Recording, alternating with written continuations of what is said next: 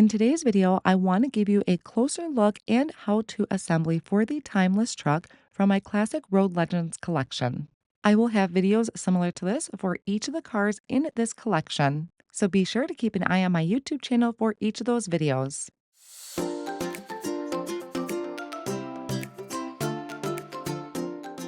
Introducing the timeless truck from my classic Road Legends collection. I'm going to be setting a lot of this assembly to music, but there are a few things that I wanted to point out in the assembly of this car. When you do your assembly, you are going to have a steering wheel and also a rear view mirror.